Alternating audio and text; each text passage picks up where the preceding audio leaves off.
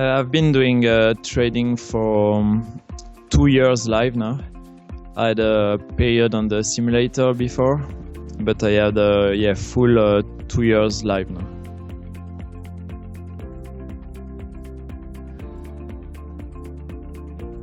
I would say that on the ladder versus just having a simple chart, you feel more the participants. You see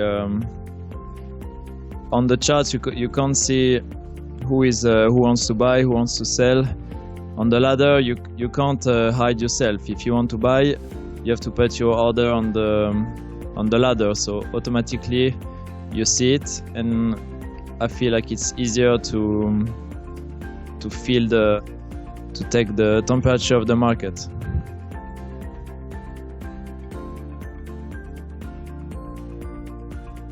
So I have a couple patterns that I like to trade on the ladder. For example, when I see a very quick acceleration of the price, sometimes it's just one participant who needs to execute a trade, and I like to try to go against and to try to steal 1 or 2 ticks in the other side of the market. Otherwise, with the ladder, sometimes I try to front run the big orders when there is someone, for example, on a round number who wants to sell, let's say, 2,000 bond at a certain price. I try to front run this price and to get a couple ticks from this.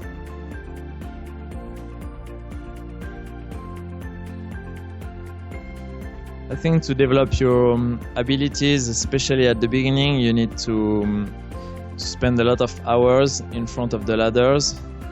At the beginning, it seems a little bit like a foreign language. So many times you don't understand what's going on, but after practice, it just gets more and more obvious. And I think at the beginning what's important is to take notes of your observations, to see what works, what doesn't work on the market, and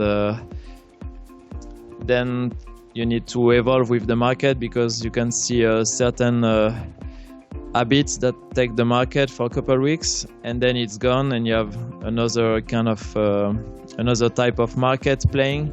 So it's good to have a good memory of what happened in the past and try to adapt your technique to the current condition of the market.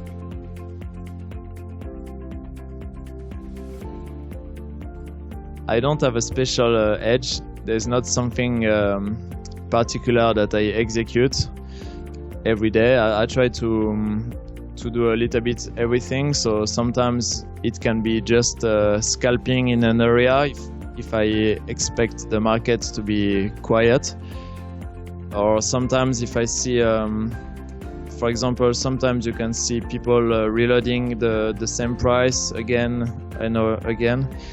So you can try to go in a direction, and you can see this in the price ladder. When for example, someone try to sell 40, and you have always the guy who reload the bid at 40. So you can try to get long on this, and you expect the market to go up when the people are done selling at this price. Then most of the time they have to pay in the other side, and you get the move after. When you have a compression of the market, sometimes in a very tiny area, you can feel it in the ladder, and as soon as we get out of this area, then when we break, you have the release of the energy of the market.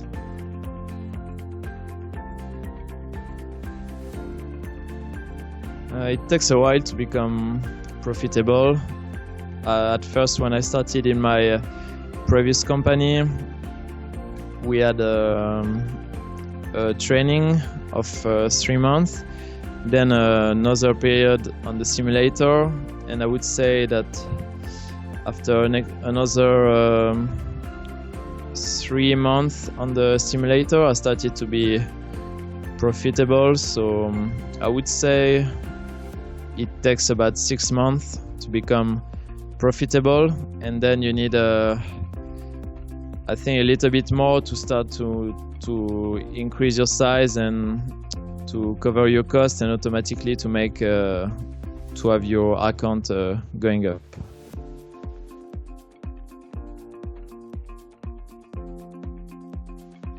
I think there is a lot of tough parts to become profitable and successful trader.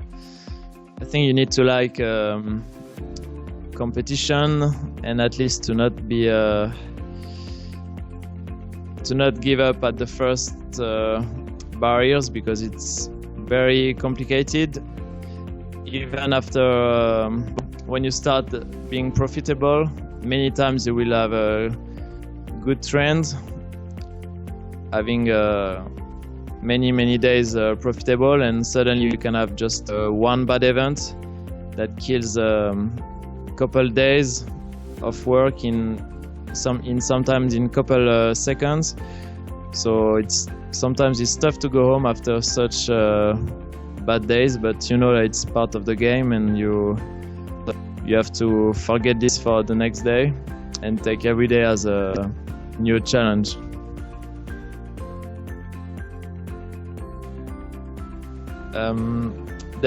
It can be very different depending what I'm doing. If I'm just scalping, maybe I will hold the trade for between 1 second and 3 minutes. Then if I'm positioning, it can take between 5 minutes if I have the perfect timing and everything goes right. Or sometimes it can take 30 minutes, 1 hour, 2 hours. Really depends the kind of day and the kind of trade.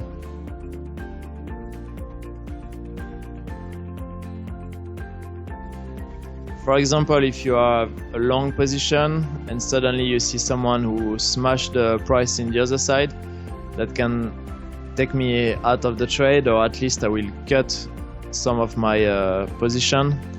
I try to not cut my entire position at once.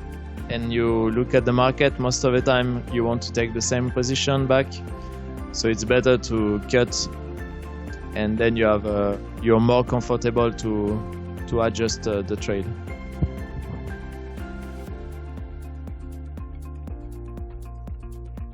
I never add to my position. I average often, but I never add because I hate to see my price getting worse and worse, and then as soon as the market pull back, you have big size and it's very difficult to manage your trade. So I know some people are adding and can have amazing trades, but for me, it doesn't suit my technique.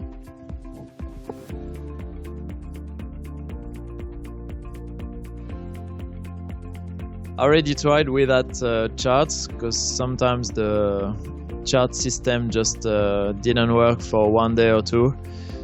And yeah, you can survive. You have to adapt your strategy. I feel like it's a little bit more difficult to position without charts, because sometimes you're a little bit lost on the long term. But it's very good to scalp, and I know some people that don't even use charts and just scalp or use the flipper in the market. But me, without charts, I prefer only to take couple ticks in a certain area when you feel the market.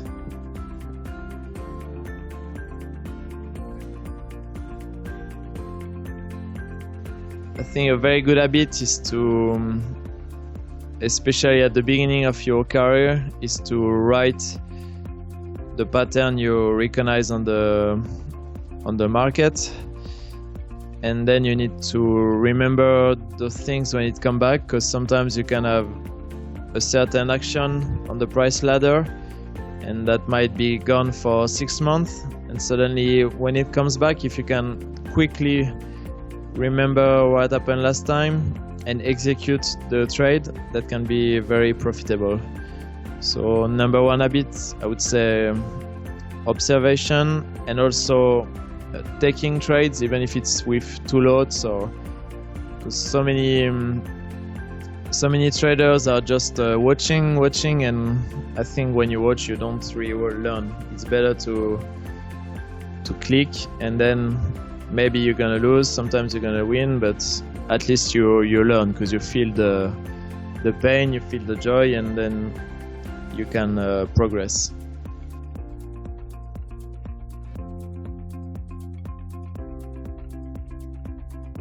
Yeah, definitely we can see a lot of algorithm on the market. I don't know if there is more today than 2 years ago. To be honest, it's kind of the same, I think.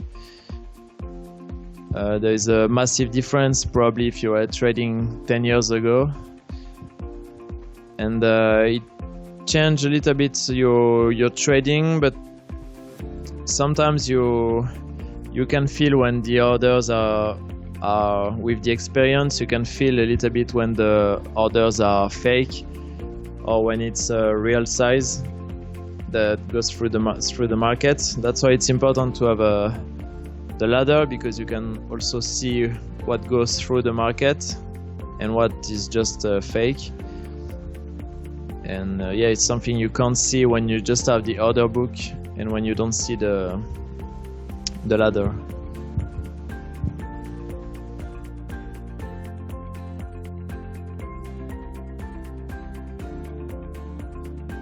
First, I'm not that old, and second, I would say it really depends your technique.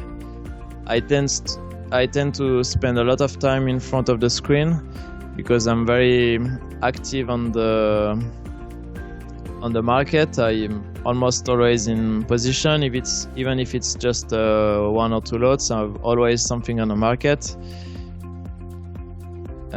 So yeah, sometimes it's difficult when you close the computer at the end of the day. Sometimes your eyes are dead and you feel very tired, but after, when you have a little bit of experience, you know yourself better, and there's some afternoon when you feel that you're very tired, you know that you're gonna be less rational and it's not the time to take risks. So then you adapt your strategy. Either you're gonna go with a small size, or you're just gonna go home. Sometimes it's the best to do. And it's the same for taking breaks during the day. It's very important to get out, to take fresh air. But it's only it's just an habit that you take when you're trading. It comes naturally to every trader.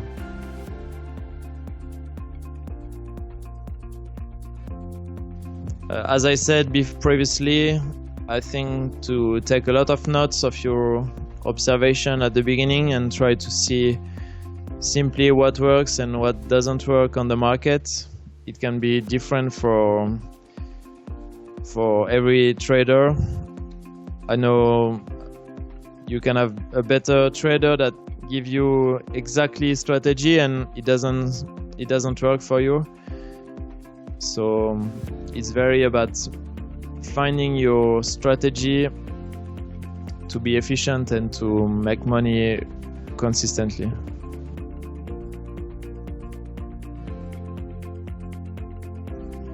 I don't focus at all on my psychological aspects. Of course, there is some days you feel better than others, but I have really nothing on my routine that helped me to manage my emotion. Or I think it's like in any field. It can be like an athlete or someone who works in another industry.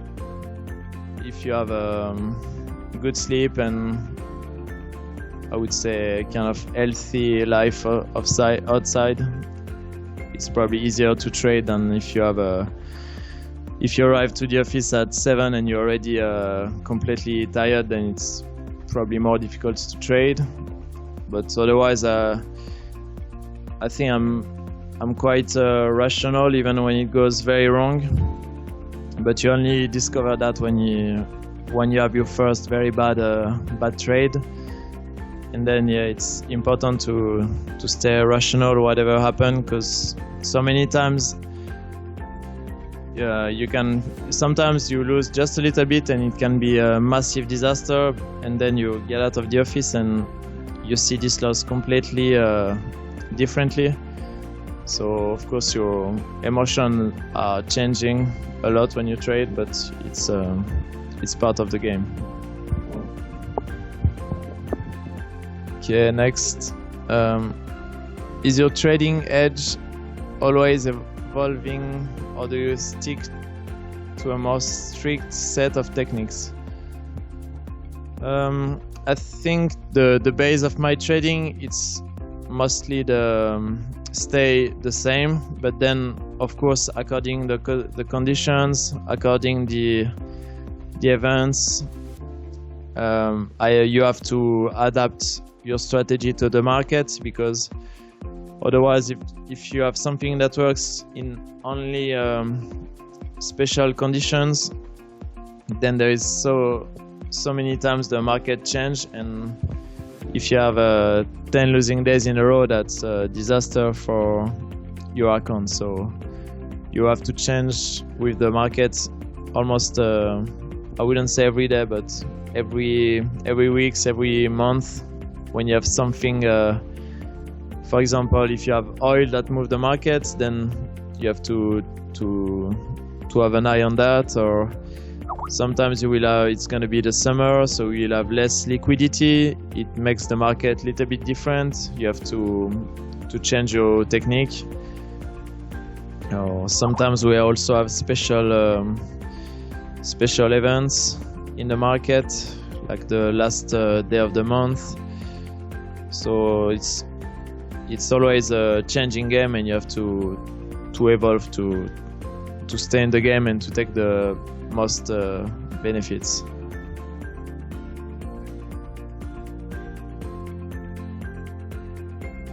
Yeah, I try to do a mix of every information we have.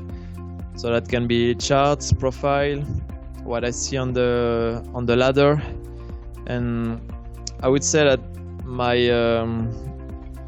trade would become with an analysis of the charts, profile, and the fundamental, and then the ladder will be more for the execution, to try to get the best price I can.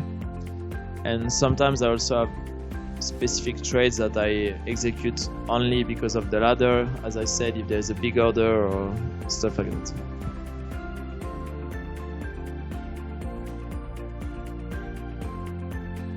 Yes, I struggle with flippers, so I just don't touch it at all.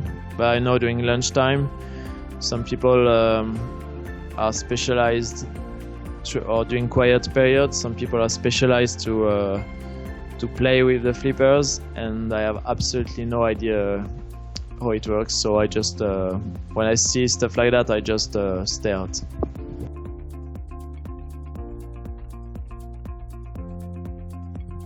Yeah, there is no way to find out, as long as it's not as we don't touch this price.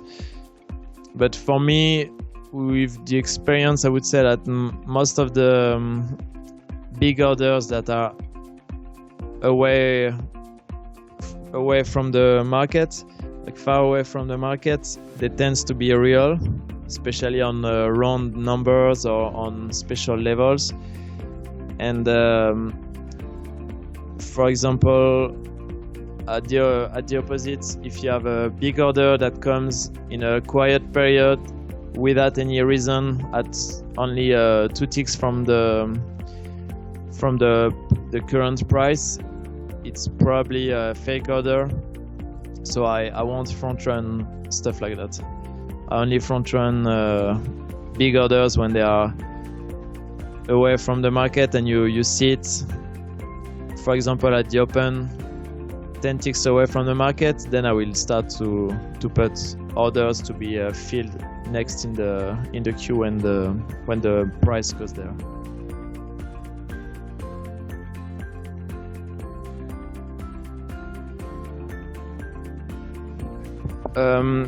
Yes, I focus more on the general rhythm of the price action, especially when I need to position for a big move. And then I would say I would be focused on the precise time when I take very short scalp. For example, as I said, if the market goes 5 ticks in 10 seconds without any reason, then I will go against just to take a tick or two.